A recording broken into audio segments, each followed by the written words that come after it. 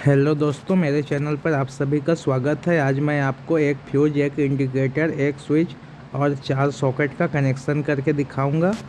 इस बोर्ड में एक ही स्विच का कनेक्शन हम चारों सॉकेट के साथ करेंगे। तो चलिए इसका कनेक्शन करते हैं। सबसे पहले फेज का कनेक्शन करते हैं दोस्तों। हमें चारों सॉकेट के एक एक पॉइंट में फेज का कनेक्शन कर लेना है। तो मैं फेज के लिए ये पीला कलर का तार लिया हूँ। आप कोई सा भी कलर का तार ले सकते हैं कनेक्शन के लिए। तो मैं इसे 2 पिन सॉकेट के नीचे में लगा देता हूँ और कस लेता हूँ। अब देखिए क्या करना है। अब हमें इस तार को 5 पिन सॉकेट के फेज वाले पॉइंट में लगा देना है। ये 5 पिन सॉकेट का फेज वाला पॉइंट होता है दोस्तों। तो इसमें हमें फेज के तार को लगा देना है।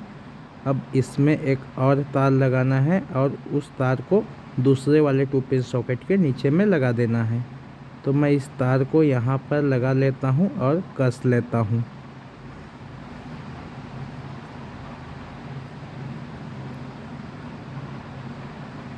अब इस तार को हमें यहाँ पर लगा देना है।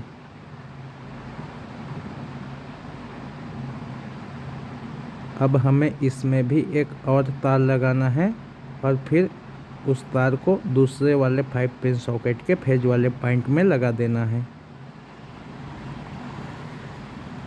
ये देखिए यहाँ पर मैंने तार को लगा लिया। अब इसे कस लेता हूँ। अब देखिए इस तार को हमें यहाँ पर लगा देना है। अब इसमें भी हमको एक और तार लगाना है दोस्तों और उस तार को स्विच के एक पॉइंट में लगा देना है। आप स्विच के ऊपर नीचे कहीं भी लगा सकते हैं इस तार को। तो चलिए कनेक्शन कर लेते हैं। ये देखिए यहाँ पर इस तरह से तार को छील कर लगा लेना है और कस लेना है।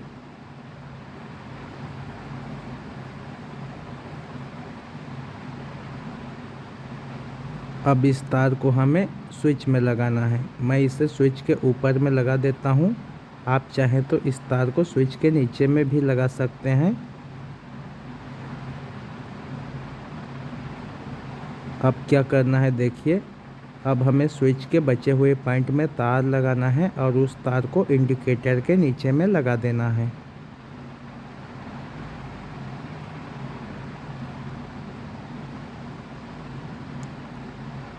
ये देखिए इस तार को हमें स्विच के नीचे में लगाना है और कस लेना है। स्विच का नीचे वाला पॉइंट खाली है तो तार को वहाँ पर लगा लेना है और फिर इस तार को इंडिकेटर के नीचे में लगा देना है। अब इंडिकेटर में भी हमको एक और तार लगाना है और फिर उस तार को फ्यूज के नीचे वाले पॉइंट में लगा देना है। इसी में तार को लगाना है दोस्तों। ये देखिए इस तरह से तार को लगा देना है और कस लेना है।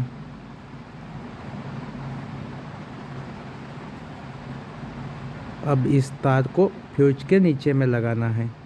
फ्यूज के ऊपर में नहीं लगाना है दोस्तों, फ्यूज के नीचे में ही लगाना है इस तार को।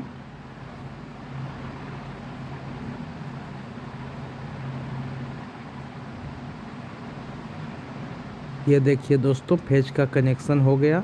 अब इसमें हमको न्यूट्रल का कनेक्शन करना है। तो न्यूट्रल के लिए मैंने ये हरा कलर का तार लिया है। आप कोई सा भी कलर ले सकते हैं। हमें चारों सॉकेट के बचे हुए पॉइंट में न्यूट्रल का कनेक्शन कर देना है। तो 2 पिन सॉकेट का ऊपर वाला पॉइंट बचा हुआ है तो यहाँ पर हमें न्यूट्रल का कनेक्शन कर लेना है। अब इस तार को हमें 5 पिन सॉकेट के बचे हुए पॉइंट में लगा देना है।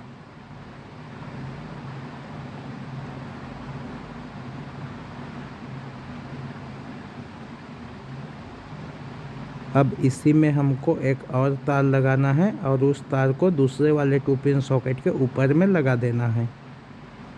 ये देखिए दोस्तों इसी में तार को लगाना है और फिर इसे अच्छे से कस लेना है।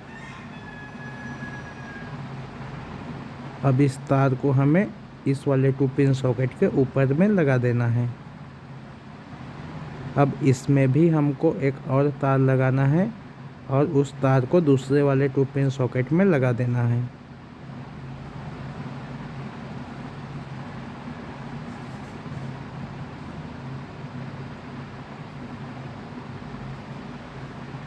अब इस तार को हमें यहाँ पर लगाना है दोस्तों। ये वाला पॉइंट खाली है तो यहाँ पर हमें इस तार को लगा देना है।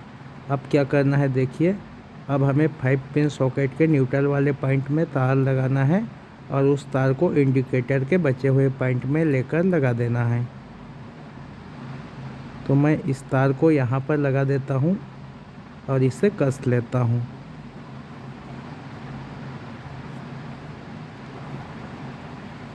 अब इस तार को हमें इंडिकेटर के ऊपर वाले पॉइंट में लगाना है। ऊपर वाला पॉइंट बचा हुआ है तो इस तार को हमें यहाँ पर लगा देना है और कस लेना है।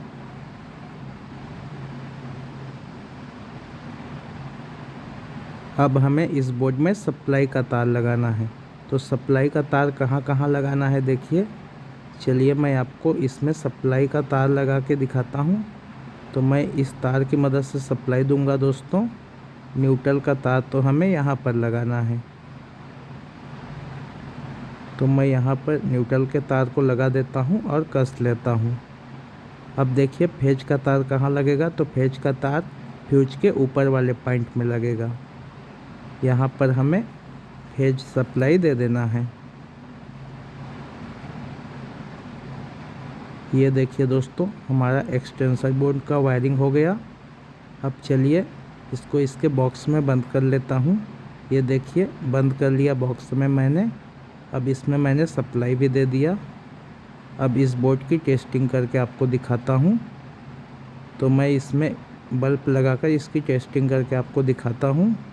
ये देखिए बल्ब के तार को मैं किसी भी एक सॉकेट में लगा देता हूँ और इसकी टेस्टिंग करके आपको दिखाता हूँ। तो ये देखिए दोस्तों, ये बल्ब स्विच से ऑन ऑफ हो रहा है। ये देखिए अच्छे से काम कर रहा है।